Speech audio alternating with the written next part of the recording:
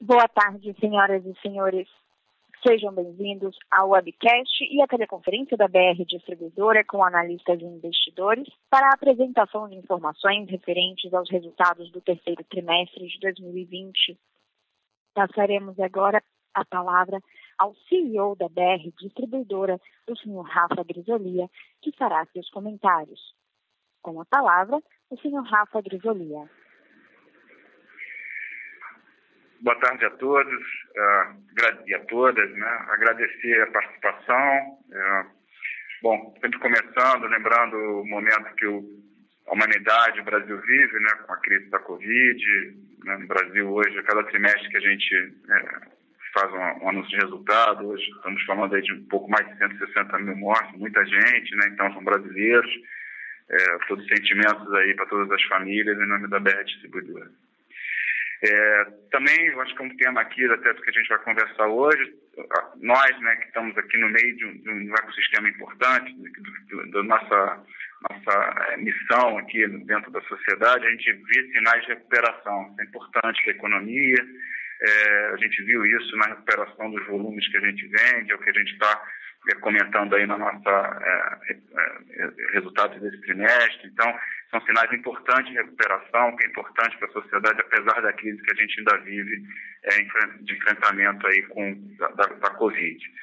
Seguimos aqui com nossa maratona, lembrando sempre que é uma maratona, não é um sprint, né? Seguimos com ela, como toda maratona, os elementos aí, as qualidades de ter resiliência, ao mesmo tempo de ter meta de superação, de ter entendimento, né, de como a gente está se comportando durante a maratona, de humildade também, de reconhecer, né?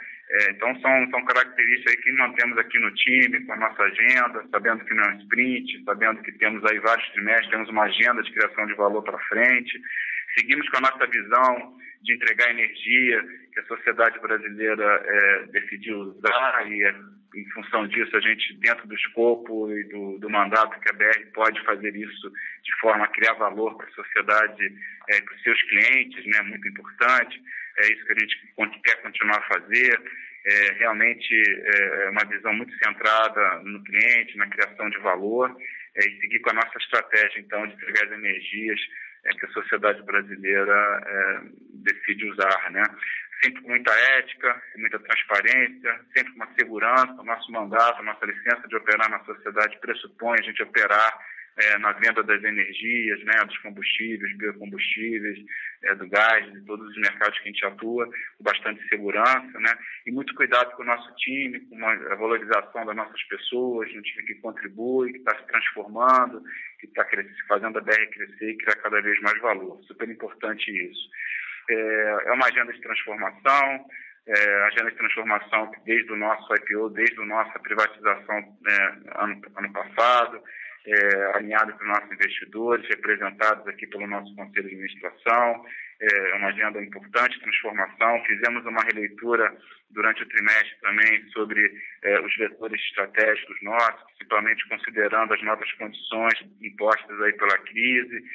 Temos uma boa releitura das 10 iniciativas, com uma visão clara de criação de valor, centrada no cliente e de tudo que a gente está fazendo. Então, como a gente chega lá com essa visão importante, de novo, né, de entregar as energias que a sociedade brasileira decide usar, e sempre com e esse elemento traz um elemento importante centrado no cliente e de conveniência, né? Tivemos aí um trimestre, como a gente comentou no nosso relatório, um trimestre mais limpo, né, com relação, principalmente quando a gente compara com o segundo trimestre de 2020, com relação a não ter tantos efeitos, né, das variações de commodities, de demanda. É um trimestre que já a gente consegue ter melhor visibilidade do que é uma margem mais recorrente nossa, né? Sempre com um olho no gato e outro no peixe, né? Com a nossa visão, a nossa estratégia, mas toda a administração de curto prazo, do que a gente precisa fazer no mercado, que está sempre em bastante movimento, até porque é o que a gente faz, né? Entregar energias com conveniência. A gente consegue, então, ter uma leitura melhor de uma rentabilidade, já confirmando os avanços que tivemos até agora, né, da nossa agenda de criação de valor, sabendo que temos passos ainda a continuar nessa agenda de criação. Bom, são as palavras que eu tinha inicialmente, passar aí para as perguntas e a gente, com certeza, junto aqui com o André, a gente conseguir endereçar aí um pouco mais a nossa conversa e a gente vai falando um pouquinho mais aí dos resultados e das questões de mercado e a nossa estratégia de visão. Obrigada. Senhoras e senhores, agora terá início a sessão de perguntas e respostas.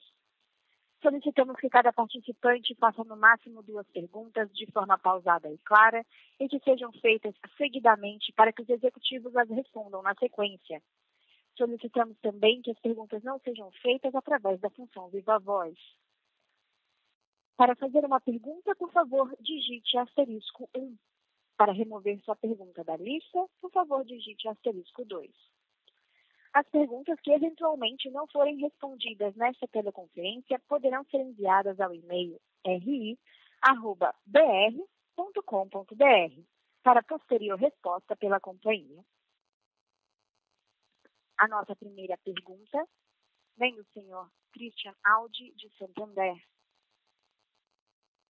Obrigado. Bom dia, Rafa, Natal e time da BR. Queria parabenizar vocês com esses resultados, demonstrando mais uma vez como vocês continuam entregando o que vocês tinham prometido lá no começo do ano. Eu tinha 2 perguntas. Rafa, essa melhoria, né, impressionante que tiveram aí vamos chamar assim, num EBITDA por metro cúbico recorrente, né, que chegou a esses níveis aí de quase 95. Você poderia comentar um pouco se isso altera as expectativas? Lá no começo do ano vocês tinham falado um pouco, né, de poder chegar nesse nível mais recorrente de 85 a 90.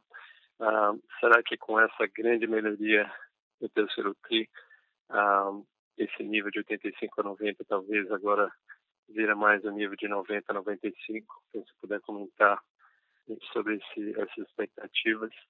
Daí a segunda pergunta era mais voltada ao que você está vendo aí no quarto TRI. Tipicamente a gente tem uma queda, né, devido a paradas, um slowdown na economia sazonal. Vocês acham que talvez esse quarto TRI seja um pouco mais atípico, dado que Covid aconteceu mais março, abril, maio? Então talvez a gente tenha, do lado de volume, um TRI realmente atípico e continuamente forte, ou não necessariamente. Então, você puder comentar um pouco sobre as expectativas do quarto TRI e o que você tem visto até agora, em outubro e novembro, por favor. Oi, Christian. Obrigado, Rafa falando. Obrigado pela sua participação. Realmente, Christian, eu acho que, de novo, né, a gente está... acho que é sempre pontuar que estamos aqui numa maratona, não é um sprint, né? Não é um trimestre que vai nos colocar sempre numa posição de parar de buscar a nossa agenda de criação de valor, né? Pelo contrário, né? Nos estimula. Mas eu acho que sim, a gente consegue, eu acho que a leitura do EBITDA recorrente um pouco acima dos R$90 por metro cúbico seria uma leitura correta, sem dar guidance, é claro, né, que a gente não faz isso, mas é uma leitura correta sim, em função da agenda de criação que a gente está trazendo, né? Então, a gente tem aí movimentos importantes na área de despesa que a gente fez, né? Sempre despesa, vamos continuar a trazer, temos aí uma agenda bacana, um projeto novo sobre a BZ, mas tudo que a gente construiu aí desde a privatização, então a gente está, sim, colhendo um pouco desses frutos, né, de um ajuste inicial, que temos que buscar, e temos ainda um mandato importante na área de lucro bruto a ser feito. Eu acho que ainda temos aqui um espaço importante, né, na nossa agenda de, né, melhorar a nossa precificação, ser mais inteligente com o nosso pricing, buscar sempre os melhores sortes. Então, eu acho que, de novo, sem dar gato, mas a gente, né, se sente confiante que estamos no caminho certo, né? Sabendo como toda longa distância, você precisa sempre estar monitorando todos os sinais que estão acontecendo, dentro do mercado, que se altera sempre, mas sim, eu acho que é fera a gente falar que estamos aí no nível que está na solidez do que a gente construiu como estrutura de despesa, e agora a gente buscar as eficiências contínuas de despesa, não tenha dúvida, isso não para, mas também buscar, eu acho que os projetos terminarem, principalmente na área de pricing, e outras alternativas e oportunidades que a gente pode ter no software também, que melhorariam marginalmente o nosso lucro bruto também. Acho que é isso que a gente ainda precisa e temos uma agenda de valor a capturar. Com relação à tua pergunta do TRI, é muito interessante, porque realmente a gente continua a ver, também tendo a guidance, né, os volumes do quarto TRI realmente com uma configuração sazonal diferente dos outros anos, e temos sim sinais importantes, tanto em especial do ciclo OTA, né, um retorno importante, mobilidade das pessoas, a mudança de hábitos, né, as pessoas andando mais de carro, então a gente começa a ver isso, né, a mobilidade das cidades, né, a gente consegue ver isso sim nos volumes do quarto TRI, mesmo o diesel também, né, a gente consegue ver uma atividade econômica forte ainda no quarto TRI. Então, a gente pode confirmar isso sim. Mesmo o setor de aviação, que ainda tem quedas expressivas em relação a períodos pré-crise, mas com uma recuperação forte, né, voltando. Eu acho que sinais que nos deixam otimista como empresa, pelo nosso mandato que a BR tem, né, mas com certeza como brasileiro também. Então, perfeito. Então, dado um follow-up rápido na primeira pergunta, dado que vocês já melhoraram tanto, né, o SG&A, como você comentou, as melhorias de margem bruta viriam via melhoria de sourcing e via um contínuo melhoramento na tua política de preço, é isso? Eu acho, Cristian, o que eu quis dizer, os projetos, como a gente tenta listar sempre no nosso release, né, a gente continua atuando neles todos e não paramos em nenhum momento durante a crise, né? E eles são projetos contínuos, que tem dia para acabar, com certeza, mas aquela nossa leitura desde a privatização, que eu acho que o ano de 2021 é um ano quando a gente pode ver a BR no seu potencial, que eu diria hoje, né, com toda humildade possível, né, sem presunção, que não é o nosso estilo, que a gente tem a BR tem todo o mandato de ter uma rentabilidade até maior do que seus competidores, até pela escala, pelo volume, pela eficiência que a gente está buscando, esses projetos continuaram. Então, você tem lá uma boa parte da ajuste de despesa foi feito, mas tem a gente sabe que tem espaços ainda para buscar em nível de despesa, tá? Não tenha dúvida, não tem projetos terminando na área, tanto que continua como sendo uma das nossas iniciativas, né, a gestão de despesas. De novo, estamos montando um novo projeto de OBZ, que acho que vai ficar bem bacana também para a companhia. Mas realmente temos aqui os projetos de prática, que eles têm um timing, né, de amadurecer, principalmente na área de varejo, que passa da implementação de um sistema, né, de monitoramento, de uso de dados, né, hoje diferente do que a gente fazia 20, 30 anos atrás, né, quando a gente fazia a precificação. Você tem hoje muita informação, né, muito dado que você possa usar de otimização de rede, e isso pressupõe popular o nosso sistema, por isso está tomando um pouco mais de tempo. A gente já, né, o sistema está sendo implementado, mas vamos dizer assim, popular esses dados e entender as micro-regiões que são as preferências, né, e de competição, demora um tempo, que a gente vai estar terminando aí no final do ano. Então, eu acredito que por isso que a gente também sabe que tem algum espaço a ser conquistado na parte de melhor precificação, que a gente consiga, junto com a nossa revenda, achar os melhores pontos de rentabilidade dos dois, né, tanto a nossa revenda quanto o nosso, e a gente conseguir entregar um projeto de valor bacana também para o cliente final, né, do nosso revendedor Tabelo Norte. Tem ainda espaço no B2B, na parte de price, e o sourcing é sempre importante, né? O sourcing é uma dinâmica que no Brasil a gente vai ver aí sinais importantes, né? De ver o que aconteceu de flutuação de commodities esse ano, quando você está ativo no trade, né? Quando você está ligado com os timings corretos de importar mais, importar menos, né? isso continua muito ativo. A própria leitura de como hoje o refinador Petrobras se comporta com relação à sua precificação e aí também tomar oportunidade sobre isso, né, de melhor compra. Amanhã, acho que mais para 2022, um novo desenho aí de refino, você tomar essa oportunidade. Então tem esses dois mandatos que no final vão se traduzir numa margem bruta, que deveriam se traduzir numa margem, ou que estamos trabalhando para que se traduza numa margem bruta melhor, né?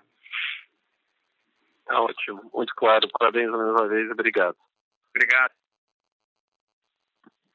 A próxima pergunta vem de Regis Cardoso, de Credit Suisse.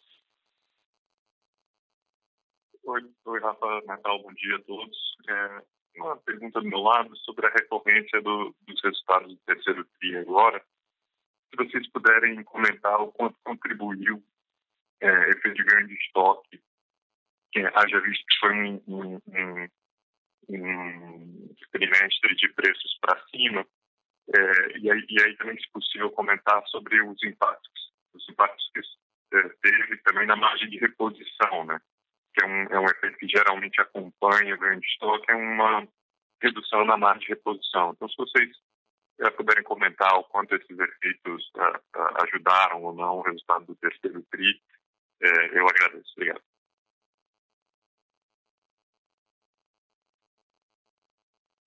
Oi, Regis. Obrigado aí pela participação. Estou falando de novo. Vou falar de uma forma geral. Eu acho que esse trimestre é um trimestre que a gente comenta um pouco menos, né, as variações de estoque, né, o efeito de ganho de estoque, porque ele está dentro de uma normalidade de ganhos e perdas que a gente tem, que conhece o setor, né, no nosso negócio, né? Principalmente quando a gente olha combustíveis e biocombustíveis. Eu acho, passo aqui para o André para falar um pouco mais de números, mas não é um número que acho que a gente entendeu nesse momento. Ele não polui para a gente a recorrência, tá? A gente dizer aqui, está vindo aqui a mercado falar que eu acho que a nossa recorrência, como a gente falou no segundo TRI, né, tirando os efeitos, estava entre 85 e 90 reais por metro cúbico, né, a gente está mais confiante ainda para dizer isso. Acho que é o melhor que eu posso te falar sem indagar e te dar confiança, né, e tranquilidade que o efeito de ganho de estoque nesse trimestre é baixo e dentro da normalidade que a gente espera nesse setor, né, que tem situações normais. Nem se compara do que a gente viu, obviamente, no segundo TRI, tá? Com relação às margens de reposição, que é aquela margem que a gente, né, a nossa margem target, é o que a gente gerencia, o que a gente consegue fazer com o mercado, tiveram dinâmicas competitivas ainda dentro do trimestre, com os competidores maiores, também com os competidores menores, por região, por produto, mas eu posso dizer que elas ficaram, em geral, dentro das nossas margens planejadas para o trimestre. A gente tem, temos o orçamento do ano, do início do ano, fizemos uma releitura do que seria um outlook para esse ano, mas olhando os dois parâmetros, tanto que a gente tinha planejado quanto também o outlook, a gente ficou bem, é claro que fica uma discussão que a gente nem dá esse discurso do mercado, mas quando você olha por produto e por mercado, posso dizer que, de forma geral, a gente ficou dentro do nosso planejamento, né, de expectativa, aquele balanceamento de margem e volume. Eu acho que você deve ter reparado quanto a gente está, já por ter avançado com os projetos todos que a gente tem avançado, embora o de pricing já avançou bastante, mas temos ainda um caminho a percorrer, a gente consegue ter mais estabilidade nas nossas dinâmicas com os nossa metodologia de precificação para os clientes, tanto revenda, TRR, os clientes industriais de forma geral, mercado B2B. Então, a gente consegue ter uma estabilidade, uma estratégia mais clara com nossos clientes, né, que dê confiança para eles também dentro da nossa proposta de valor. E você vê que os nossos números de share têm mostrado uma consistência melhor, né, com relação associada a essa nossa dinâmica de margem de reposição. E eu acho que a gente está dentro aqui, calibrando sempre, né? Sempre um olho gato, outro no peixe, né, calibrando sempre em função do que acontece dentro do trimestre e dentro de cada produto, né, os mercados individuais, né, cada setor. Mas acho que, de forma geral, está dentro do nosso planejamento. André, você pode acrescentar? Sim. Oi, Regis, tudo bem? Então, só complementando, acho que a Rafa já passou aí por todos os pontos principais, mas, de fato, a gente está muito longe do que foi a realidade de volatilidade do primeiro e segundo TRI, né, onde a gente teve perdas muito grandes, até all-time high aí de perdas de estoque, né? E a gente volta para um patamar que é com uma ligeira contribuição positiva, mas longe de ser relevante para explicar o resultado do TRI, né? Então, se a gente no limite quisesse pensar o tamanho, ou big numbers aqui da contribuição que isso poderia ter dado, ou deu, né, da variação de preço para o resultado ele dá, e aí, na nossa visão, seria justo a gente fazer esse ajuste não só pela questão do estoque, mas também pelo hedge, né, que andam sempre, ou tipicamente, pelo menos em caminhos opostos, né, quer dizer, a gente teve perdas muito grandes de estoque no primeiro e segundo TRI, com ganhos relevantes no hedge. E aqui foi um movimento contrário, a gente teve algum ganhozinho de estoque pequeno, com alguma perda também pequena no hedge, dado que a volatilidade foi totalmente diferente, né? Mas o efeito líquido, eu te diria que foi menor do que R$10 por metro cúbico, tá? Assim, mais para perto de 5 do que de 10. Então, de fato, é uma contribuição que é pouquíssimo relevante. Talvez até a gente poderia discutir se você pegar um histórico muito longo, recorrentemente existe, em média, algum ganho de estoque dentro das margens das distribuidoras, né? Óbvio que nos últimos 2 trimestres foi muito distante de ser verdade, mas tipicamente você tem alguma contribuição de ganho de estoque no resultado, mas se por hipótese a gente quisesse limpar completamente, seria um ajuste da ordem de grandeza que eu te falei. Em termos da margem de reposição, como a Rafa já comentou, a gente teve sim algum efeito da movimentação de preços para cima, né? Então, quando o preço sobe, contrário ao que aconteceu antes, né? No primeiro e segundo TRI, os preços caíram muito, os preços das commodities, né? O preço de Brent, e aí você gerou uma perda de estoque com algum aumento da margem de reposição. Aqui foi o efeito contrário, né? Você teve algum ligeiro aumento do preço do Brent, na média do TRI, ou dentro do TRI, com algum reflexo disso, alguma pressão de margem de reposição. Mas também, dentro de uma flutuação esperada, teve algum efeito competitivo também, como a Rafa também já comentou, mas eu te diria que o efeito líquido total, se você pensar em termos de botar tudo no mesmo pacote, né, a margem de reposição vis-à-vis o que aconteceu com o estoque /hedge, a contribuição líquida foi até ligeiramente negativa, ela até mais pesou no resultado do que contribuiu, tá? Então, assim, na verdade, se você quisesse limpar de uma forma mais holística totalmente o efeito preço no resultado, talvez até você tivesse que fazer um ajustezinho para cima. É difícil cravar qual que é a margem recorrente certa, porque esse é um conceito que não existe, né? Ela é sempre um range, depende de dinâmicas competitivas que a gente não tem como cravar um número, mas de fato o efeito preço ele poluiu muito pouco o resultado no TRI e aí a gente ganha a confiança que o Rafa comentou de achar que esse nível ali perto de 90 e alguma coisa, talvez seja um nível recorrente ceteris paribus, e aí sempre sujeito a outras flutuações de mercado. E acho que vale destacar também que teve um equilíbrio importante aqui de market share com margem, né? Assim, a gente está tentando, de fato, evitar grandes volatilidades na margem de reposição, embora ela tenha sido ligeiramente comprimida no TRI, mas buscando um bom equilíbrio. Então, acho que mais um trimestre, quer dizer, acho que, de novo, é o conceito da maratona. A gente está conseguindo fazer uma margem que está ainda num patamar bastante saudável e com algum ganho de share acumulado aqui na média do TRI quanto ao anterior. Então, acho que é uma combinação que a gente tem buscado, muito mais na linha de buscar a consistência do que de fazer grandes capturas no momento, depois ter que entregar tudo e gerar uma percepção confusa na nossa rede, né? Então, esse é o espírito que a gente está fazendo e acho que, de alguma forma, está bem traduzido aí nos números, tá? Obrigado, Rafa. Natal, se me permitir uma segunda pergunta relacionada ao último comentário de market share. Olhando para o dado de volume da ANP, parece que boa parte da captura de share que vocês fizeram, primeiro veio no segmento de mais valor agregado, que é na revenda.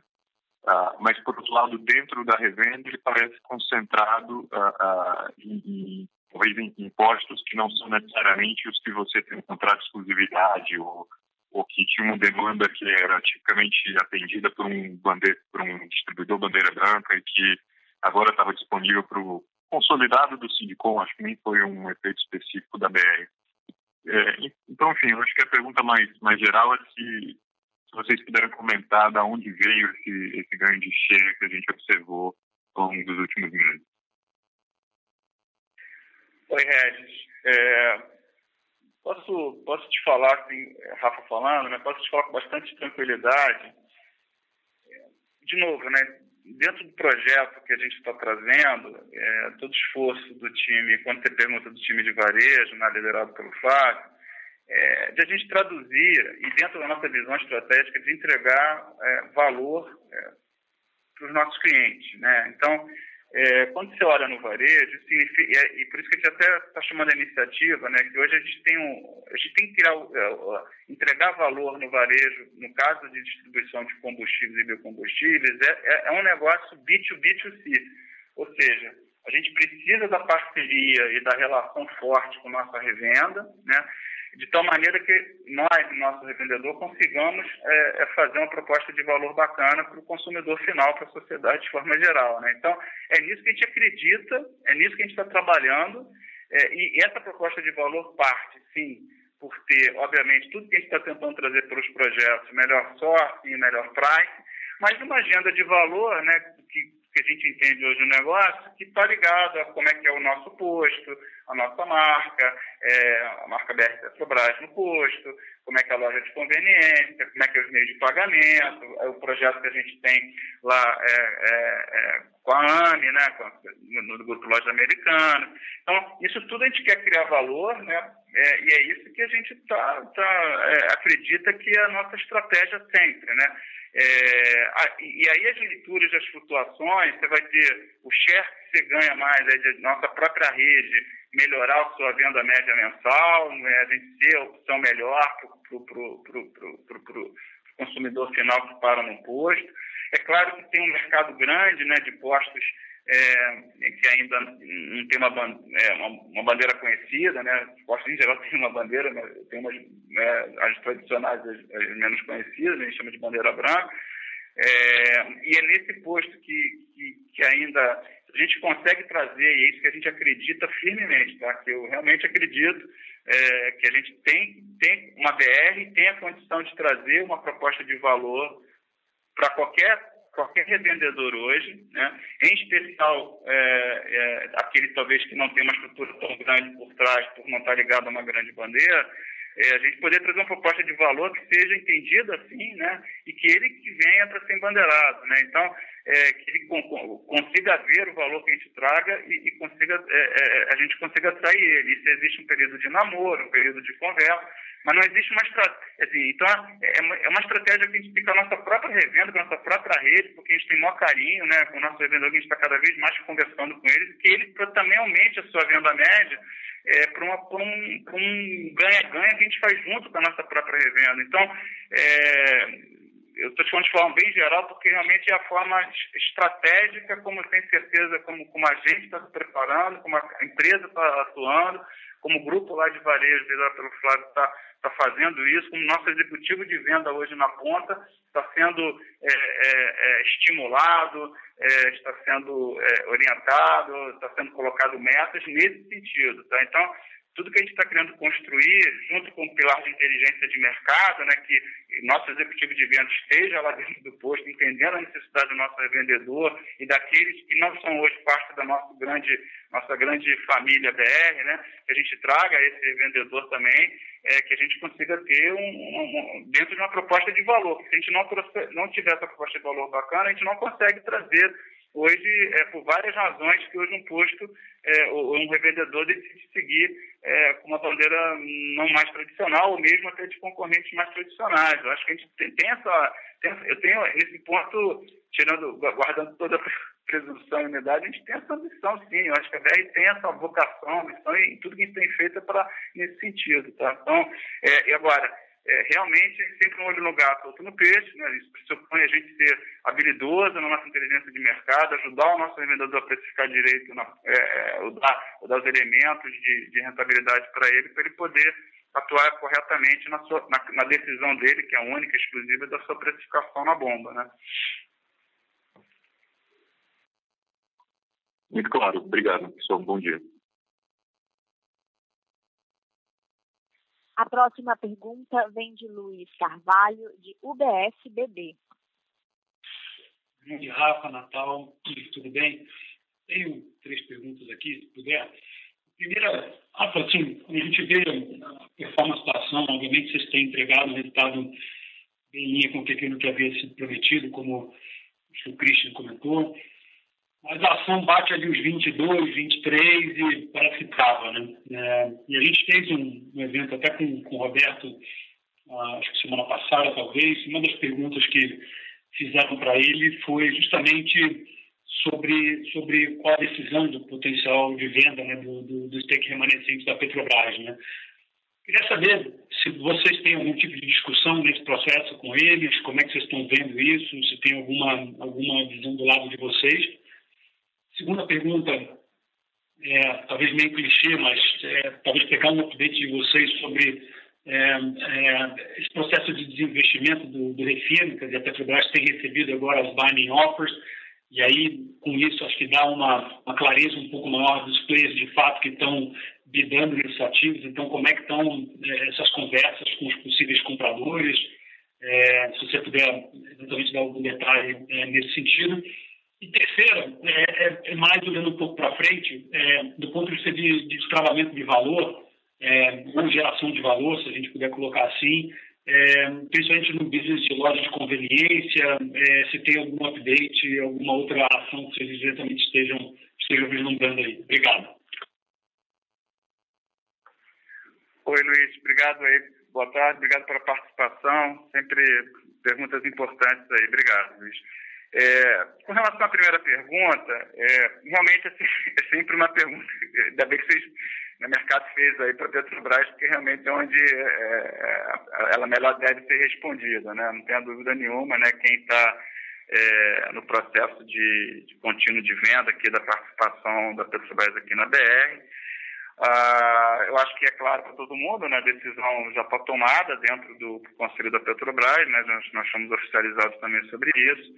É claro que a gente fica sempre em conexão. Então, hoje a decisão de quando vai começar o processo de venda da participação da Petrobras aqui na BR é uma decisão que está na mão da diretoria hoje, né, da Petrobras, já que o Conselho já delegou, já aprovou nesse sentido. E todo o entendimento que a gente tem que é um time de mercado. Então, já não é mais um se, é um quando, e é um quando curto, né? É um quando que não, né, se espera... já que foi a decisão já tomada, né, que não deveria, enfim, ter um timing para acontecer, e a questão é qual é o melhor momento de mercado. Acho que realmente está uma decisão aí na diretoria da Petrobras, que obviamente está fazendo o seu melhor dever fiduciário de diligência para entender isso, o que é melhor para a Petrobras nesse momento, né, ou nos momentos que ela decidir. Então, estamos aqui a postos. É claro que esse é um evento importante para a companhia, porque a gente vai acabar sendo envolvido aí como executivo na hora de fazer roadshow, né? Mas assim, estamos aqui alinhados e aguardando. Realmente é uma situação que a gente sabe de mercado. Eu já escutei de investidores, é um annoying overhang, né? Realmente é chato, né? Mas é uma condição dada nesse momento. Realmente é um mercado de muita volatilidade, né? Então também a Petrobras deve ter suas preocupações, entendo. Tem que achar o ponto ótimo dessa resultante aí. Realmente estamos aqui sempre alinhados, preparados, né? A nossa agenda de valor continua.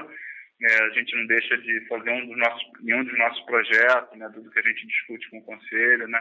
Sobre a nossa, trazer a BR para a visão de geração de valor. Continuamos aqui, mas realmente é um ponto importante aí de time aí que a gente também está aguardando. Eu entendo o teu comentário e o nosso comentário também nesse momento, mas eu não tenho nenhuma outra novidade nesse momento. Obviamente, assim que, né, tiver, a gente vai fazer todo o disclosure possível e imaginável ao mercado. Com relação à sua segunda pergunta, Luiz, eu acho ela sempre importante, né, porque realmente a cada tempo que passa a gente começa a ter mais leitura, né, do que parece ser aí o novo desenho de refino, né, que vai, acho que, mudar o downstream do Brasil. Isso é importante, eu acho que tem oportunidade, a gente defende, acredita na tese que é um movimento importante de mudança, como toda mudança tem suas ameaças, mas tem oportunidades, eu gosto sempre de olhar as oportunidades. As oportunidades estão vindo de um mercado que tende a ser mais, vamos dizer assim, mais normal em termos de negociação.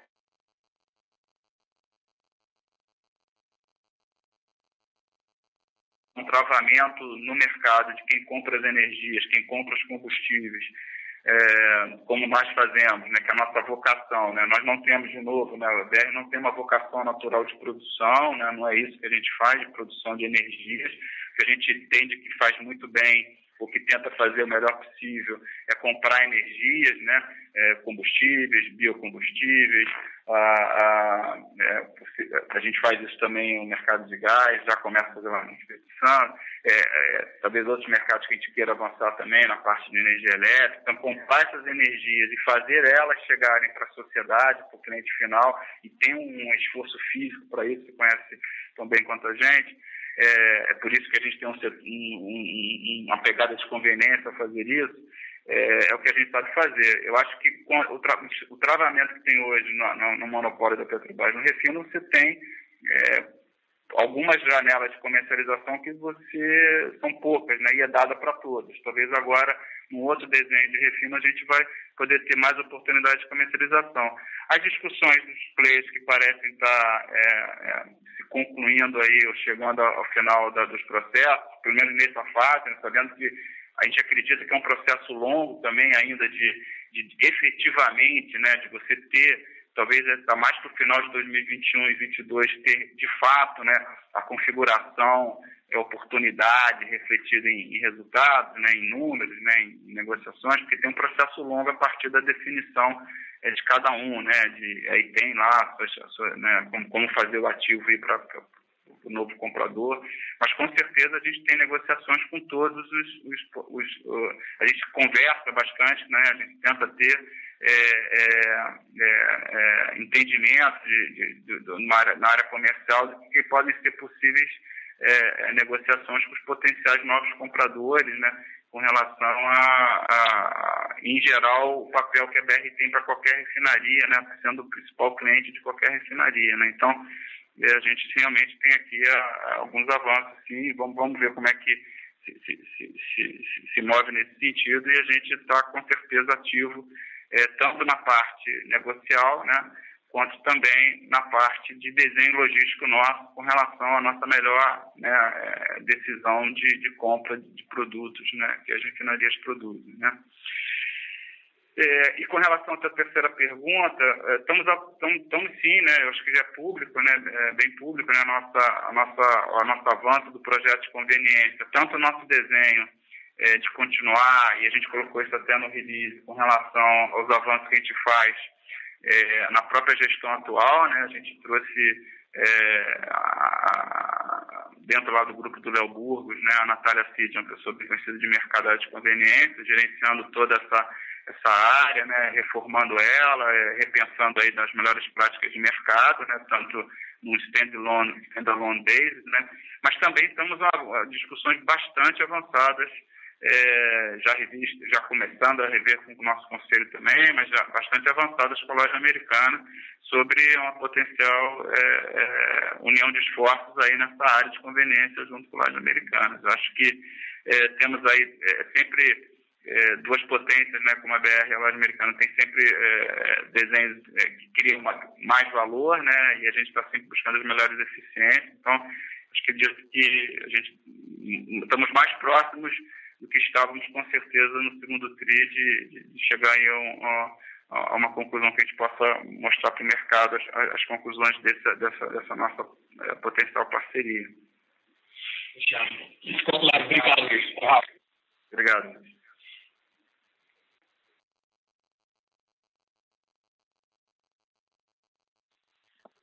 A nossa próxima pergunta vem de Vicente Falanga, do Bradesco BBI.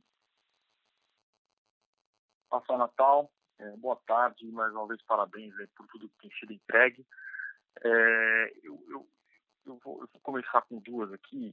A gente tem escutado né, que as distribuidoras pequenas elas já não estão comprando CBIOS, né?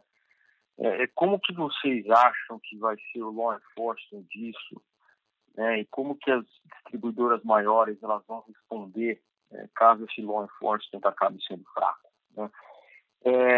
Segunda pergunta, salvo engano, acho que na nova estrutura de TI de vocês, né, que por sinal foi muito bem implementada, visando manter as pessoas-chave da corporação, uma boa parte do salário anual, né, do top management seria paga no quarto tri. Eu queria saber se isso vai passar mais forte pelos resultados do quarto trimestre, se sim, quanto que isso deveria impactar para o método público, ou se isso já foi provisionado nos trimestres anteriores. E uma terceira rápida, se me permitir, como é que vocês estão vendo o volume de mercado de aviação no quarto trimestre, que acabou sendo uma surpresa positiva para a gente, aí vocês acabaram entregando a verdade de 30 milhões, a gente esperava bem mais baixo que isso. Obrigado.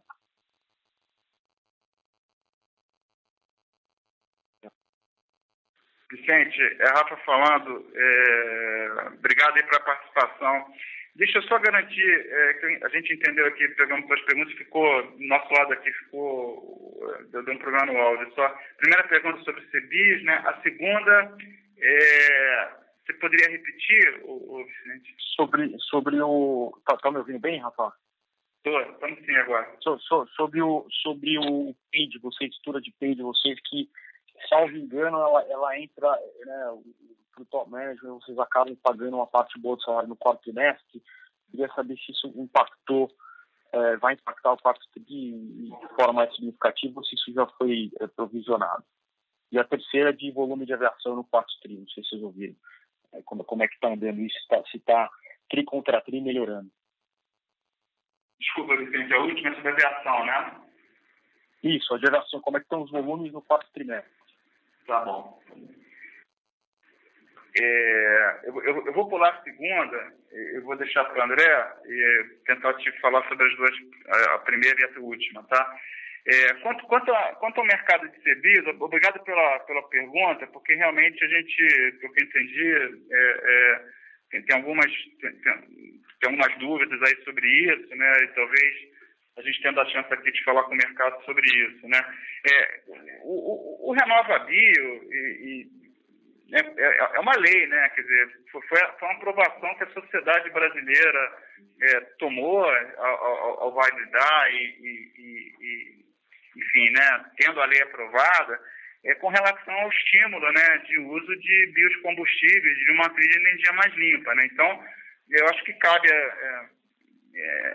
primeiro entendimento que é um cumprimento de lei nesse momento, né? Então não tem, é claro que a forma de fazer a lei acontecer, a organização desse mercado, as metas definidas, né, com relação à descarbonização, o acordo que o Brasil faz internacionalmente sobre isso aí está a cargo, super bem gerenciado pelo MME, né, através também, e isso é um assunto de CNPE, que envolve outros ministérios, e a INP com sua função aqui no setor. Então, acho que tem um entendimento aqui a partir de uma lei aprovada para o Brasil, né? Então, a gente precisa ter isso sempre em mente e atrás disso tem aí definições muito claras que no desenho dessa lei e aí é uma questão que a sociedade, através da aprovação da lei, consciente ou não, tomou, com relação a que o preço do combustível fóssil, ele tem que ser mais caro através desse mecanismo do CBIO do que o biocombustível, de tal forma que se estimule, né, a forma que essa lei entendeu, né, que você estimule o uso de biocombustíveis, né. Onde eu quero chegar é que realmente todo o desenho do programa ele foi feito dentro de um conceito que, ok, né, você tem CBIOS, quem produz biocombustíveis tem o direito de emiti-los, as distribuidoras são sempre os adquirentes, porque o nosso papel está no meio da cadeia, nós compramos as energias e entregamos para a sociedade. Se colocou elemento de obrigatoriedade aqui da compra, tem as formas de fazer isso, né? Tem que ter certo, nesse CBIO não tem, mas é o elemento, mas com certeza, né, no final do dia, os preços dos combustíveis fósseis têm que estar impactados, né, aumentados no desenho original do plano, né, sobre o custo desse CBIO, né? Então, nós, como atuantes nesse mercado, sendo a parte obrigada, nós temos que comprar os CBIOs e direcionalmente vai ser passado, né, deveria, entendimento da sociedade, que o preço do combustível deveria estar mais caro, compensando esse custo que a sociedade disse que deveríamos ter, de tal forma que você cria um viés de que o preço do biocombustível fique marginalmente mais barato que o combustível fóssil. Então, onde eu quero chegar é que a definição que esse custo é um pass-through, não tenha dúvida, tá? Então, ele tem que ser um pass-through, senão o próprio desenho da lei não funciona. E é isso que... Agora, é um mercado que acho que está se iniciando agora, e por isso tem dinâmicas aqui de como ele está organizado. Ele está muito bem estruturado, ele é muito bem pensado, tem participações, dinâmicas de controle, que é importante, né? Quais são as usinas que se tornam credenciadas, como é que a ANP faz esse processo, como é que isso é regulado dentro da B3, transparência que a gente está cobrando para que tenha cada vez mais, né, de quem compra e quem vende, né, como é que esses CBIs são ofertados, né, isso é tudo que é importante que o mercado está se iniciando agora. E o que a gente viu recentemente foi algumas dinâmicas aí por causa, né, da passagem de 2020 para 2021, prazo curto, as metas, obviamente você acaba criando oportunidades aí de arbitragem, né? Acho que distorce um plano que tem que ser um programa que tem que ser um programa de longo prazo, né? Então, e aí, se você olhar, poxa, você é uma pergunta que você fez, distribuidoras que não estão comprando não vão cumprir as suas metas, né? Essa é uma dinâmica de ilegalidade, né? Então, esse setor, há 30 anos, a gente já viu outras formas de ilegalidade no setor, né? Eu acho que não é o caso agora, é um caso muito, as mesmas, até o menor entendimento, as distribuidoras menores estão sim, sabendo, com mesmo assim, visão do programa, que sabe que é lei, que querem cumprir suas metas, mas as distorções de curto prazo, né, também podem gerar pressões. Se o preço sobe muito rápido do CBI, você tem uma meta para cumprir, por menor que seja, num espaço muito curto, você pode não ter o caixa para fazê-lo. Se na BR sente, né, as flutuações de caixa por causa disso, né, você imagina uma distribuidora menor. Então, acho que não é uma questão aqui, não nos parece ser nesse momento, uma questão das distribuidoras menores, né, outras distribuidoras, ou distribuidoras em geral, mesmo as grandes, que ninguém queira, obviamente, cumprir a lei. Está todo mundo sabendo que a lei tem que ser cumprida. A forma de a gente seguir isso, que não causem distorções no mercado, é que é importante, né? Você não acaba causando flutuações que são desnecessárias ao próprio programa. Não interessa a sociedade brasileira, no nosso melhor entendimento, nem distorções que não façam a lei acontecer, mas também que coloquem qualquer distribuidor em uma pressão muito grande. Eu acho que, agora, a gente está vivendo um início de programa. Eu acho que esse que é o ponto. Então, o desenho que esse custo é um pass-through para os combustíveis, a gente entende que é assim que a lei foi aprovada, é assim que a ANP está até defendendo algumas questões. A questão de que a passagem de um ano, para 2020, as discussões das metas para 2021, você vai ter um fluir do sistema, porque o sistema entrou esse ano, não estava disponível, agora estão sendo ofertados, eles são produzidos os CBIs, mas nós que compramos, a gente não vê a mesma velocidade da emissão dos CBIs com a oferta de CBIs na B3.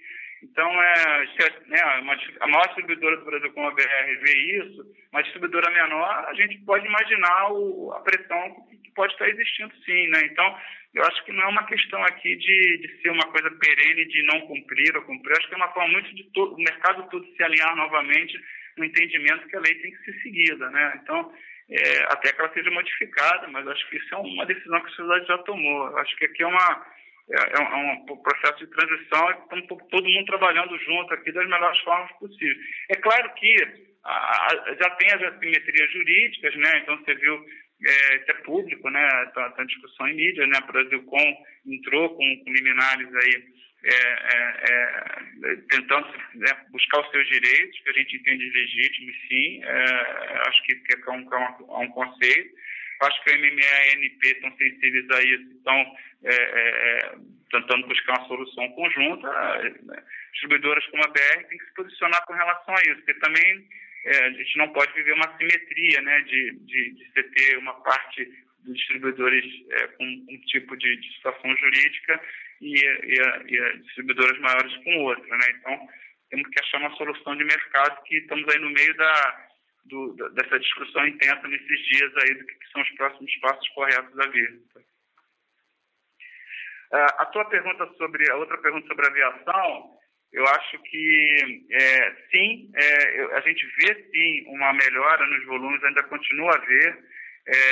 Eu acho que no caso tem situações de mercado, né, situações competitivas também, mas para a BR eu acho que é um bom sinal, sim, a gente imaginar no teu modelo aí, Vicente, o que pode acontecer na aviação no quarto tri, tá? A gente continua vendo aí os volumes retornando, é claro que ainda estamos aí abaixo do nível de pré-crise, mas tem uma derivada positiva importante sim, no quarto tri ainda em andamento, tá?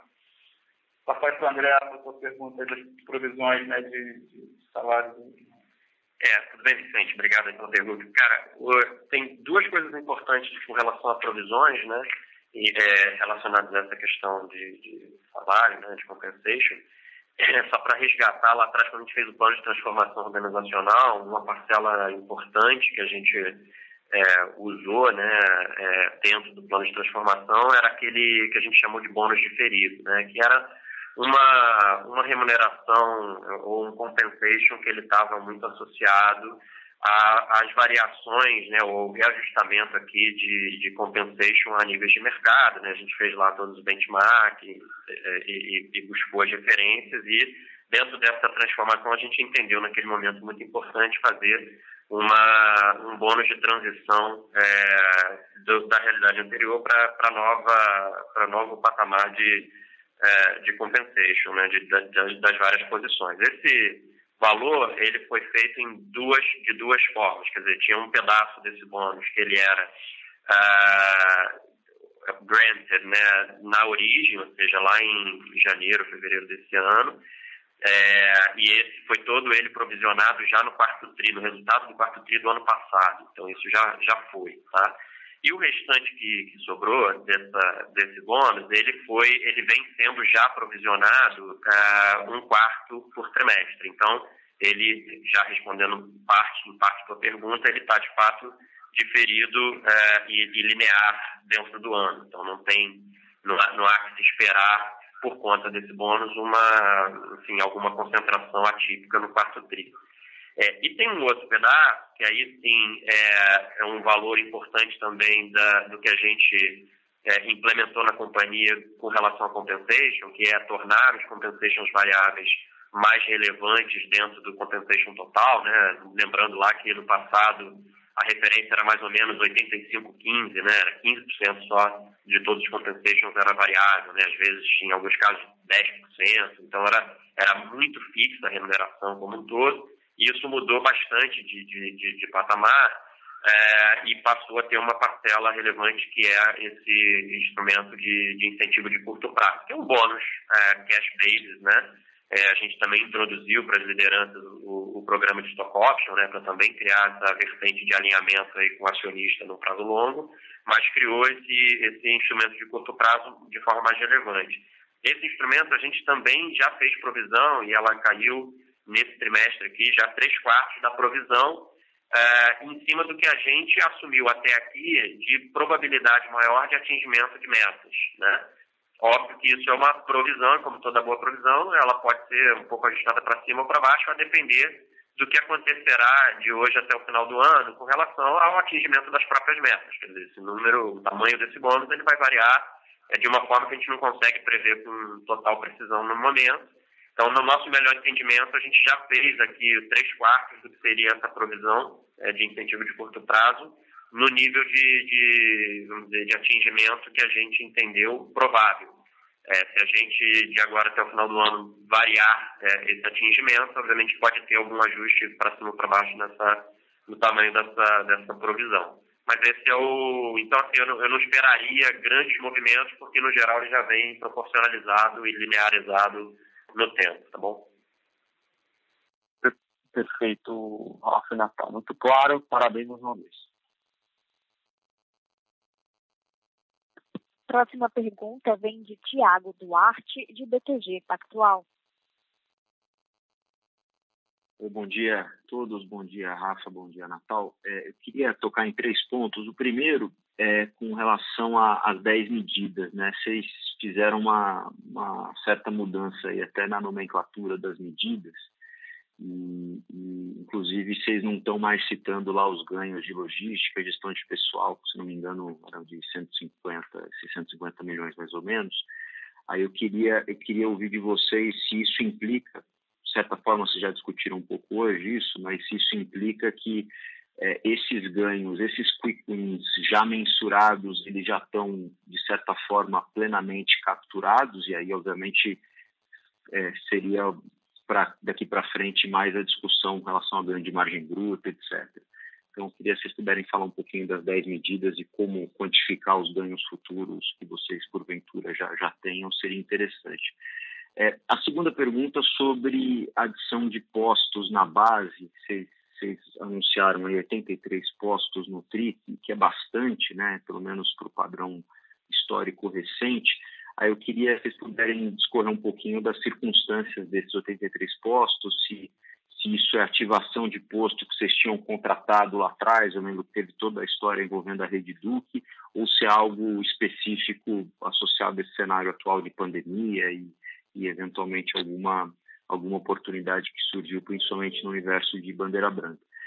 E a terceira pergunta, dentro ali da divisão de B2B, eu queria, se vocês pudessem, se a gente fosse olhar, quebrar essa divisão novamente entre aquilo que vocês antigamente chamavam de grandes consumidores e mercados especiais, se vocês conseguem dizer para a gente um pouco como é que ficaria, mais ou menos, se existe um grande desvio em relação às margens que essas duas subdivisões faziam, por exemplo, há um ano atrás, só para entender um pouco a margem da parte de B2B. Obrigado. Oi, Tiago, boa tarde. Rafa falando, obrigado aí pela participação, interesse. Eu vou deixar a última pergunta para o André. Deixa eu endereçar as tuas 2 primeiras, tá? Com relação a essa releitura, né, que a gente fez junto com o nosso conselho, você vê que no final a gente é uma releitura importante, principalmente considerando, né, quase uma ratificação, potencial retificação, principalmente considerando as novas, o que a gente já consegue visualizar, novos hábitos, posicionamentos, né, em função da crise.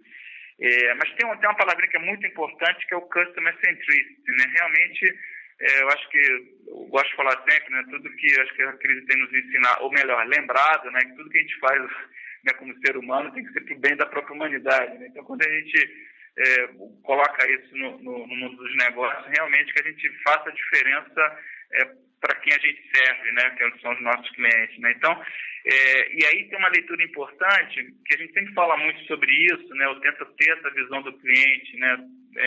Tanto, muito mais para o varejo, mas que vale também para o B2B, né? Então, talvez acho que seja o ponto mais, assim, diferente, né, do que como a gente esquadrinhou as 10 iniciativas inicialmente, né? Agora, como a gente está tentando reformatá-las, né? Conceitualmente estão todos os elementos de todos os projetos anteriores estão englobados aqui.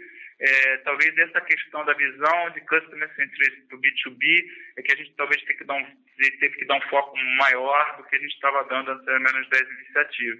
É claro que também que nesse exercício a gente aproveita e faz também, né, ou tenta fazer melhor, com mais afinco, com mais suporte, com mais discussão com o nosso conselho sobre as melhores articulações e as nossas ambições, né, e desejos com relação a cada uma daqueles posicionamentos, né? Como é que é um customer centricity, né, na área do B2B2C, né? Como é que a gente reforça essa criação de valor do B2B? Como é que a gente continua o nosso objetivo aí, indo na tua pergunta específica, com relação a otimizar nosso nível de despesa, operar de forma eficiente, que esse valor a gente traduz para os nossos clientes, né, numa maneira que a gente tenha uma operação mais eficiente, mais enxuta, mais tranquila, que crie valor para todos, né?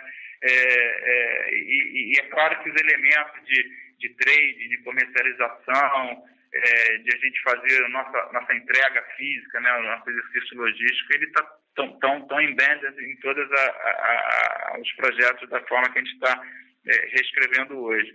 O disclosure aí numérico é um pouco, eu deixo também o André comentar alguma coisa sobre isso, mas realmente muita coisa a gente avançou, a gente, né, tem bastante avanços aí na parte de contratação de transportadoras, com certeza, isso já está muito dentro, mas tem coisas um pouquinho mais estratégicas que a gente está vendo na área de logística e trading, por exemplo, que quantificar agora quer dizer, a gente está quantificando, mas o disclosure agora a gente prefere trazer na medida em que a gente consegue ter visualizações grandes dos potenciais valores que a gente está falando. Com certeza a gente está olhando uma ambição, uma visão coerente com o tamanho da BR e da sua vocação, né? Então, a gente traz aí alguns elementos importantes na área de logística, trade e comercialização. É por isso que o projeto está sendo repensado e a gente estudado um pouco mais. E aí, no momento certo, a gente vai dar o discurso um pouco mais numérico. Eu deixo também para o André fazer algum outro comentário, tá?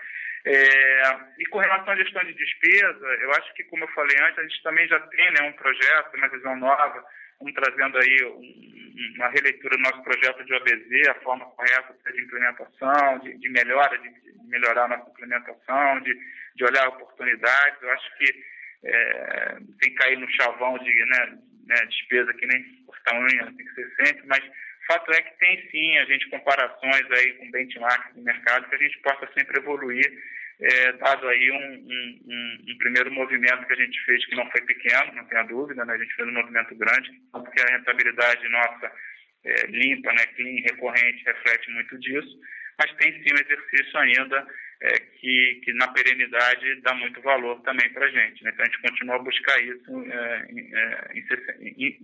insistentemente, né? Está aí de forma estruturada também, é por isso que está assim redesenhado. Com relação à adição de postos, é só lembrar um pouquinho, eu acho que a principal coisa desse trimestre é a questão que a gente viveu no segundo trimestre, não diria uma anomalia, mas assim, uma situação diferente, né?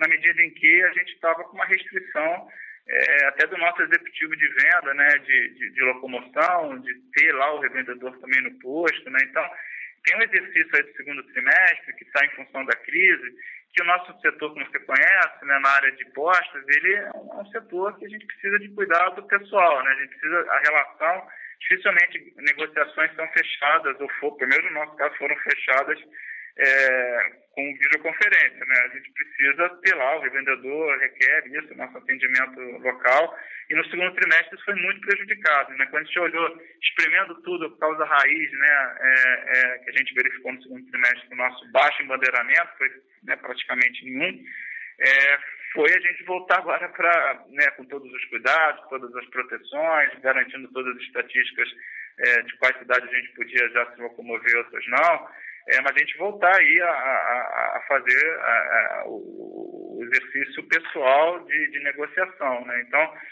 eu acho que é mais um fruto do esforço nosso, do nosso planejamento, né, de conversão de novos embandeiramentos, que tem um esforço, assim, diminuído no segundo TRI e a gente, vamos dizer assim, tentando compensar e correndo atrás durante o terceiro TRI e o quarto agora em curso também, tá? Então a gente está fazendo um esforço grande aí, porque, de novo, né, enquanto a nossa agenda de valor caminha, né, então os elementos que a gente traz com a nova imagem do posto da marca Petrobras, a gente traz os elementos aqui com o nosso projeto, nosso projeto AME lá, com o loja americana, que a gente traz, né, um elemento aí de pagamento eletrônico, seguro, com cashback, com um baixo valor de custo de adquirente. A gente tenta trazer produtos com nosso sorte mais otimizado, uma compra melhor, mais efetiva de etanol. Tudo isso a gente entende que está atraindo, né? A gente consegue sim ter elementos para atrair os postos de outras bandeiras, em especial aqueles que não têm tanta estrutura, né? Que a gente chama de bandeira branca, porque a gente está tentando trazer uma agenda de valor muito forte, tá? E tem que ser consistente, tem que ser perene, a gente sabe disso, a gente está visualizando isso com a nossa estratégia, né, de longo prazo, mas é o esforço que a gente tem sempre feito, tá? Passando aqui para o André para complementar, tá, Thiago? Obrigado de novo. Oi, Thiago, obrigado aí, cara, pelas perguntas. Então, só complementando já na primeira pergunta que o Rafa já explorou bastante, só para, de fato, aquelas iniciativas todas de despesa, né? E aí tinha pelo menos 3 frentes, né? Se a gente falar de despesas ali na seara do SG&A, que era aquele bloco todo de pessoal, o bloco de frete e o bloco de todo o resto mais, né, de todas as demais despesas. A gente atuou bastante nas 3, como a gente já explorou bastante aqui em outros calls. E aí, sim, é verdade que a captura na ponta, e aí eu não estou falando da média do ano, mas na ponta, a gente pode sim dizer que assim, já atingiu aquele patamar de corte, pelo menos das parcelas que a gente deu o disclosure aqui, né? Os 650, os 150, a gente sim já implementou, eu diria quase que 100% das coisas para chegar nesses níveis, tá? E tem todo o esforço que também foi feito em despesas gerais, que também deu uma contribuição bastante grande.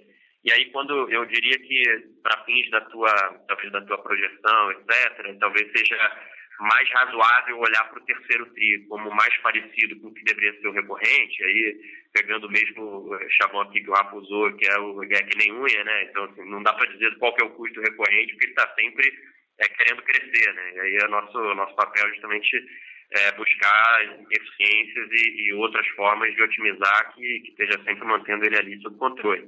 Acho que o terceiro TRI foi uma evidência disso, né? A gente fez uma contingência bastante forte no 2T em relação ao 1T, tinha um corte grande, embora mitigado em parte por efeitos não recorrentes naquele TRI, que agora não estão mais presentes. Então agora a gente começa de fato a ter um resultado mais, vamos dizer, mais limpo e em que a gente consegue ver de maneira mais clara, né? Com menos ajustes a fazer, qual que é o nível de eficiência que se ganhou em relação a referências anteriores, como, por exemplo, o ano fechado de 19 ou mesmo o primeiro TRI desse ano. Então, a gente vem num crescente de grande eficiência.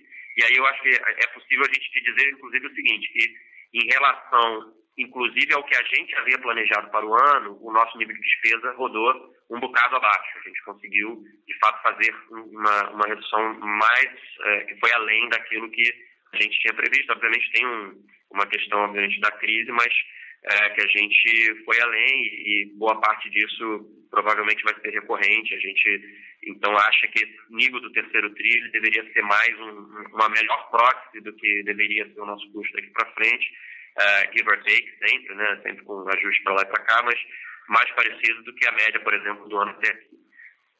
E aí, falando um pouco da tua última pergunta, né, a gente mudou a segmentação e mudou porque mudou, de fato, toda a forma como a gente gere o negócio, né? Quer dizer, de fato, agora os recursos são compartilhados, né? O mesmo vendedor, o mesmo executivo que vende os produtos especiais é o mesmo que vende diesel, que vende óleo de combustível. Então, a nossa forma de segmentar resultado, de acompanhar o negócio, ela mudou. Então, a gente não faz mais exatamente aquela quebra. A gente não tem mais um rateio de custo para tentar entender qual que é o EBITDA de cada produto. Não é assim que a gente está vendo. Mas só para te dar alguma ideia mais geral, quer dizer, as margens brutas, quando a gente olha, pelo menos na comparação trimestral, as margens brutas de diesel, óleo combustível, que eram produtos tipicamente relatados, né, reportados naquele segmento de grandes consumidores antigo, ela subiu bastante. Obviamente tem um efeito que tinha muito efeito estoque para baixo no outro TRI, agora tem um ligeiro para cima neste. Então, você tem uma expansão importante de margem com um ganho de volume muito grande por conta do retorno da demanda, né? Enquanto que, por exemplo, no COC, que é um dos principais produtos dos segmentos especiais, você tem, sim, algum aumento aqui importante de volume, até por maior disponibilidade, a gente também fez importação, mas ele tem, por outro lado, uma compensação do lado da margem. A margem contábil, a margem bruta contábil do COC, por exemplo, ela se reduziu em função dos movimentos do preço do carvão, etc., de maneira que eu diria que assim, o efeito líquido talvez ainda seja ligeiramente positivo no que a gente tentaria ver de proxy do que seria aquele antigo segmento especiais, mas ele seguramente tem menos contribuição na variação trimestral do que teria tido aquele segmento de grandes consumidores se a gente ainda tivesse ele. Agora, de novo, isso eu estou fazendo aqui proxies em cima de margem bruta. A gente, de fato, não faz mais um detalhamento ou um rateio de despesas que permita a gente fazer aqui afirmações sobre o EBITDA individual daqueles segmentos, porque eles não existem mais, tá? Mas só para te deixar aqui te dar um pouco da dinâmica aqui, pelo menos no nível da margem bruta. Excelente, André, ajudou bastante e obrigado, Rafa, também pelos esclarecimentos. A próxima pergunta vem de Fernanda Cunha, de Citibank. Boa tarde, Rafa. Boa tarde, André. Parabéns pelo resultado. Minha primeira pergunta é com relação à visão de vocês para a rede de postos, tá? Quando a gente olha o volume médio por posto que vocês apresentaram nesse TRI, ele parece aí em níveis bem altos quando a gente olha o seu histórico. Então, eu queria entender de vocês se agora a estratégia de crescimento seria fazer uma expansão mais acelerada de postos ou se vocês ainda acham que tem espaço para aumentar o throughput, né, por posto. Tá? E olhando aí para o lado do CAPEX, né, e barra, né, a bonificação paga, e quando a gente olha, né, os primeiros 9 meses, e de uma forma bem simplista, né, a gente vê lá o quanto você colocou no caixa versus o número de abertura de novos postos, me parece que nesses primeiros 9 meses aumentou muito. E aí eu só queria entender um pouco essa dinâmica, se está tendo alguma, enfim, né, uma concorrência mais forte no mercado, ou se realmente, enfim, vocês... é algo pontual que a gente não deveria colocar isso para frente, só para entender como é que, né, se está dando o custo de embandeirar esse ano versus, né, o que vocês apresentavam aí no passado. E por último, se me permitem, vocês falam aí sobre as iniciativas de novas fontes de energia. Tem algo que você possa dividir com a gente, né, dar algum update nessas parcerias de gás natural e de GNL? Obrigada. Oi, Fernanda, Rafa falando, obrigado, boa tarde, obrigado pela participação, obrigado pelas perguntas, muito boas, tá?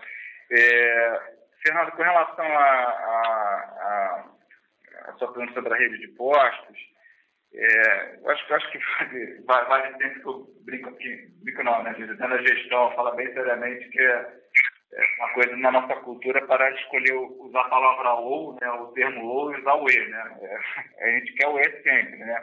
A gente quer o maior volume com o máximo de margem. A gente, aqui na rede de postos, sim, a gente entende que tem que buscar um e, né?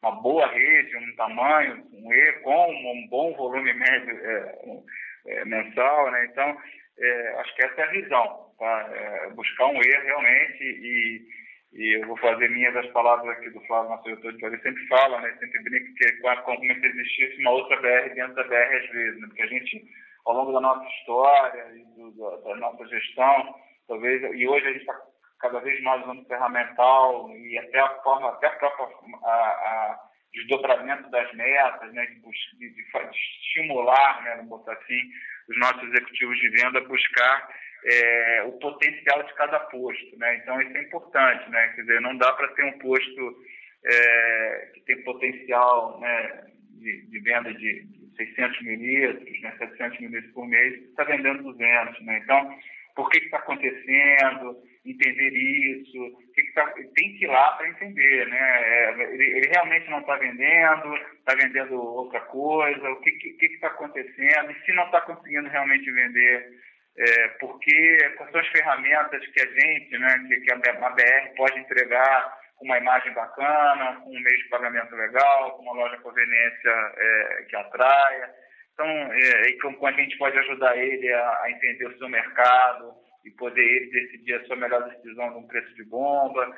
Eu acho que é isso que está faltando, é isso que a gente está buscando, tá? Então, a nossa visão é muito clara nesse sentido e otimizar isso tudo, né? A gente precisa, no modelo de gestão estruturado, compacto, né? A gente poder colocar as metas adequadas e que se estimule tanto a gente trazer essa, de novo, né? Foi meio repetitivo aqui, trazer uma proposta de valor que, principalmente para um posto, para um revendedor hoje, que no seu melhor entendimento, né, sem razão, sem viés de juízo aqui, que ele fez uma decisão de não, por exemplo, seguir com sua própria marca ou ter uma outra bandeira, a gente poder mostrar para esse revendedor que a gente sim tem valor e que é bacana para ele, vai, né, ganhar mais a ter a nossa bandeira, né? Então, essa é a conversão que eu acho mais eficiente nesse momento com relação a trazer novos postos. E dentro da própria rede existe um esforço estruturado de a gente colocar um modelo de gestão estruturado, com metas adequadas, com acompanhamento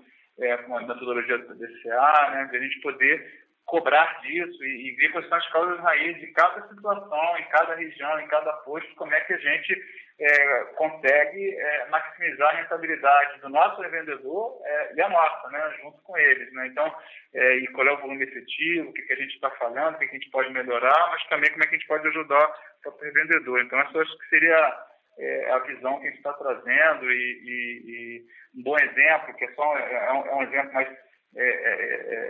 por exemplo, a gente traz uma pacote de valor com a aliança que a gente fez, o projeto que a gente tem hoje lá com a B2Job, loja americana para a AME, que é um pacote de valor que um revendedor sozinho talvez não conseguisse, né? Provavelmente não, né? Então, não de forma estruturada, não com desenho específico, a jornada que a gente está tentando criar tanto para o revendedor na hora que oferece, deve oferecer o AME para o cliente final, para o consumidor, uma jornada que tem que ser trabalhada, ela não é trivial, né? Então, a gente tenta trazer de valor aí nesse sentido, né? Eu acho que seria essa visão aí que eu poderia te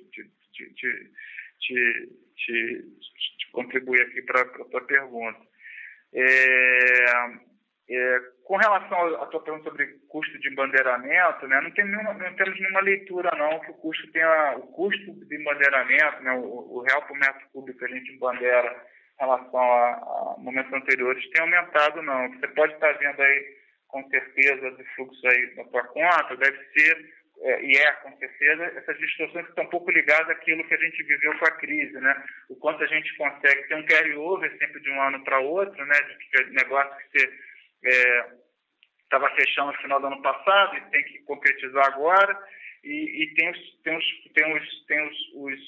negócios que a gente também não conseguiu efetivar a renovação, detalhes contratuais, burocráticos, que com o segundo TRI, por causa da crise, também foi muito prejudicado com cada mobilidade, que agora no terceiro a gente começa a compensar, né, então agilizar, então deve ter flutuações, entendo eu, né, com esses movimentos de caixa, porque os documentos, aquilo que a gente já estava negociado, mas precisou, nas nossas renovações, né, normais, né, ela deve ter sido identificada no terceiro TRI. Deixa o André comentar também um pouquinho aqui nessa parte, tá?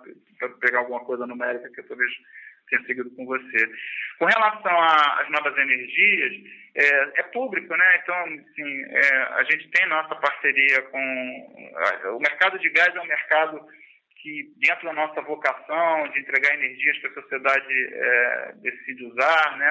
A sociedade brasileira decide usar, dentro do nosso perímetro de competência, eu acho que a BR tem sim um perímetro de competência interessante para buscar no mercado de gás também, na abertura de gás, também quando a gente fala um varejo, um small scale, quando você fala a nossa própria revenda, quando você fala os nossos clientes industriais, transportadores, TR médios, pequenos, né? Etários grandes, né? E lembrar que o gás, o GNL é um modal de gás, né? É o gás chegando onde um duto não chega, né? Então, acho que tem aí um espaço que a BR, sim, cada vez mais, né? Com o time lá do Marcelo, a gente tenta entender melhor esse mercado, do que vai acontecer também, a firmeza da regulação que vê, porque acho que tem uma vocação que a BR tem, sim, para pensar sobre ela, né? A gente também tem nossa participação lá com o governo do Estado do Espírito Santo na S-Gás, né? Também lá nós somos o distribuidor, né? Junto com o Estado, né? O Estado é o controlador da empresa. Então, assim, ele está, possivelmente, o Estado também é público, ele vai buscar aí a privatização, né? Vender o controle, a gente vai estar envolvido aí na melhor forma possível com as nossas decisões também a vir, né? E no caso do genérico, uma parceria que é pública com a Gola, né, a gente tem esse evento, um evento que é público também, né, com relação a preocupações de compliance nesse momento, né, por envolvimento aí de compliance do ex-CEO da empresa. A gente está buscando aí todas as informações, a Gola é muito parceira também, né? Ela tem uma reputação lá também como empresa, tentar o máximo de dados aí para como a gente pode avançar nesse projeto. Queria agora dar uma segurada por causa desse evento de compliance que a gente está tentando ter todas as informações melhores possíveis. O fato é que o mercado de gás, de novo, né, a BR tem sim um desejo, um entendimento dentro da sua vocação, da aspiração de que a gente já torne esse mercado sim no nosso escopo de competência, e o GNL é um bom caminho. E nosso melhor entendimento até agora, a gente tinha, né, temos aí a parceria que pode até evoluir eventualmente numa JV com a Gola, como a gente já estava desenhando, e temos que ter todo cuidado, obviamente, pela reputação e pelo nosso dever fiduciário, pela nossa transparência com nossos investidores, com relação a esse evento de compliance que envolveu o ex-CEO da Gola, que a gente está tentando ter o máximo de informação possível sobre isso agora, para poder tomar as melhores decisões futuras, sabendo que o mercado é um mercado que realmente interessa para a BR também. E na parte de novas energias, a gente também está olhando com bastante carinho, né, o projeto de comercializadora de energia, né, de energia elétrica, que estamos aí em negociações, discussões, que acho que também podemos ter aí algumas novidades, possivelmente antes do fim do ano. Não, e só, Fernando, obrigado. Passa aqui para o André, desculpa, Fernando. Só para complementar, só na tua segunda pergunta com relação à evolução do efeito caixa versus o efeito amortização de bonificação antecipada, né? Tem uma questão aqui que então, de fato, o que o Rafa falou, né? Acho que já ficou claro que não estamos vendo nenhuma variação relevante no custo de fazer, né? No custo de embandeirar. De fato, tem um efeito aqui só da pandemia. Quer dizer, durante a pandemia, mais difícil de fechar os negócios, até por uma questão física, né? De encontrar o revendedor, de fazer as negociações, de ir ao cartório, que estavam todos fechados para fazer registro de hipoteca, todo o trâmite que está envolvido no processo de bandeiramento, ele naturalmente fica prejudicado durante o que a gente viveu aí durante o primeiro e segundo TRI, né? Então, isso explica o efeito caixa, quer dizer, se esperaria de fato que você visse um número menor caixa em antecipações este ano, nos 9 meses, quando você compara isso com o que foi 2019, que, por outro lado, foi um número bastante forte até.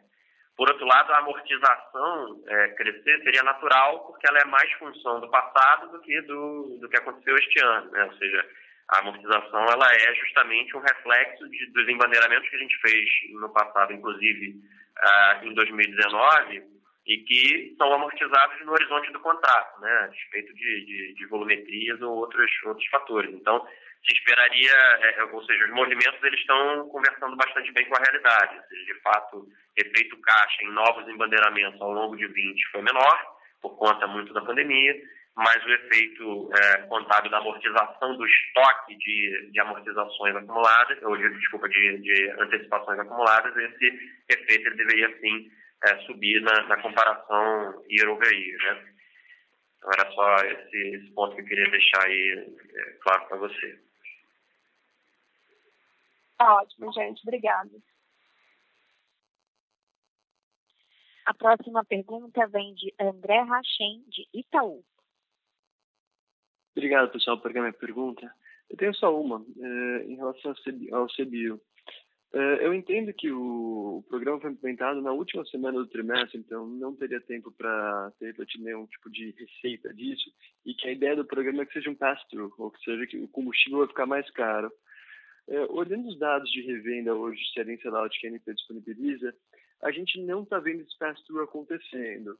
Então, vocês poderiam comentar um pouquinho como vocês imaginam essa dinâmica agora para o quarto trimestre, como vocês estão vendo o ambiente para fazer o repasse desse custo? Você imagina que a distribuidora talvez tenha que absorver um pouco desse custo dos serviços, ou se de fato vai ser tudo traduzido para o preço do combustível?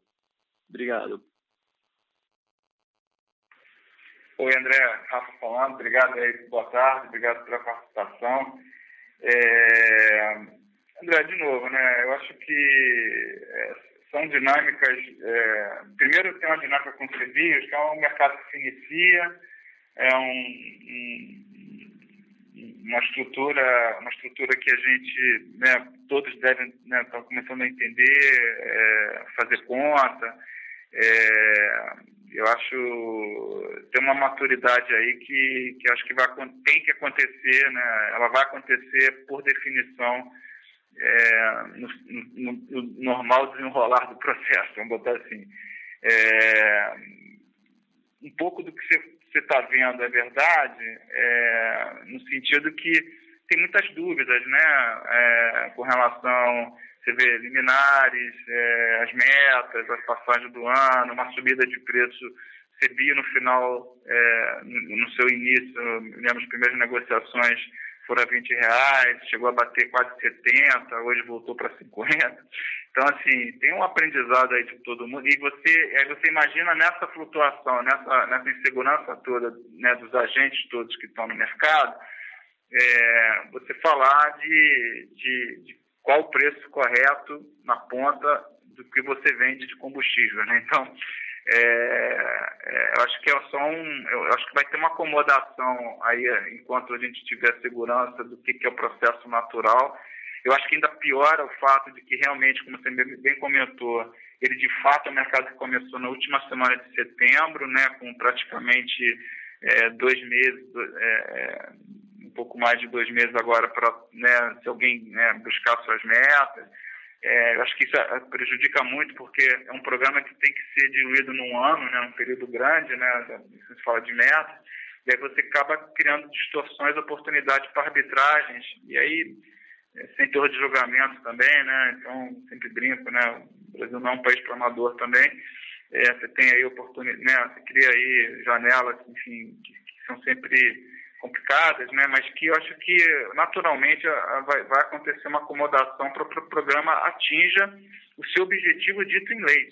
Porque aí, se tiver, eu posso colocar uma outra situação, que o evento, que se isso da perenidade não aconteceu, o que a lei previu, aí os agentes agem, né? Então a BR Distribuidora vai sim fazer as suas medidas jurídicas, porque a lei não está sendo cumprida, né? Vamos colocar assim, né? De alguma forma, né? O que o sistema, o que o processo, o que o desenho não está sendo acontecendo, né? Então, eu acho que nós estamos muito longe dessa situação, né? Eu acho que ainda é um momento inicial que os agentes todos, né? Tenho certeza, todas as distribuidoras, pequenas e médias e grandes, o MME, todo o governo, todo o ANP, os produtores de etanol e de biocombustíveis, todos estão querendo achar uma solução de equilíbrio, né, de passagem, de início tranquilo desse programa. A gente tem trabalhado nisso, eu ficaria muito frustrado pessoalmente se a gente, como setor, não conseguisse fazer essa passagem natural. Só que ela não pode ser, porque senão a situação tem que ser uma situação de equilíbrio para todos os agentes do mercado, né? Não pode ser uma situação de um programa que é de perenidade, né, que é de longo prazo, ele ter distorções de curto prazo que prejudiquem muito alguém, né? Então, de forma geral, né? Nem o produtor de etanol, mas também nem a grande distribuidora, nem a pequena distribuidora, nem a média distribuidora, e o consumidor nesse meio do caminho fica confuso, né? Então, os clientes também podem ter uma confusão e ele precisa ter a obrigação de esclarecer bem para o mercado o que na verdade, né, a sociedade brasileira aprovou quando aprovou a lei do RenovaBio. Então, acho que é isso que a gente vai estar discutindo ao longo dos próximos trimestres, meses, semanas, dias, né? Tem uma situação específica acontecendo nos últimos dias a partir da liminar da Brasilcom. Mas, de novo, André, eu acho que os agentes vão chegar no desenho inicial do mercado. Não consigo imaginar uma situação que isso represente, até porque não vai acontecer, o nosso dever fiduciário de não deixar isso acontecer, simplesmente virar um custo, simplesmente dito, um custo que uma distribuidora tem que absorver, porque você pode fazer qualquer conta aí, você vai chegar a impactos aí, dependendo do preço do CBIO, que podem variar de 10 a 20 reais por metro cúbico, e você vê as nossas margens brutas que você conhece tão bem, isso não é acomodável em nenhuma distribuidora, né? A maior distribuidora está falando que não é. Então, os agentes agem, né? Então, a gente precisa e vai agir para que o desenho que se esperou dentro da lei seja cumprido, né? Porque de qualquer distorção dessa, a gente não vai ficar sem ação, né? Então, mas de novo, acho que a gente tem que ter maturidade, calma, eu acho que a gente está ainda num processo de início do programa que existe uma total consciência de todos para que tudo dê muito certo, uma perenidade, uma decisão que a lei já foi aprovada. Agora, a gente também tem que preservar o direito à companhia, né, dos seus investidores, e a gente vai fazer isso nesse sentido. Né? Mas eu acho que ainda é cedo para ter essas leituras, mas vamos estar sempre monitorando isso com vocês, André. A gente vai estar acompanhando e dando toda a transparência do mercado do que tiver se evoluindo nesse sentido. Perfeito, super claro, Rafa. Obrigado. Obrigado pela resposta. Obrigada a todos. Neste momento, encerramos a sessão de perguntas e respostas. Com a palavra, o senhor Rafa Grisolia para os seus comentários finais. Bom, só para reforçar o agradecimento, boa tarde a todos, participação. Continuamos aqui a nossa maratona e seguimos aqui, deixando o time todo de RI à disposição para eventuais maiores esclarecimentos e toda a transparência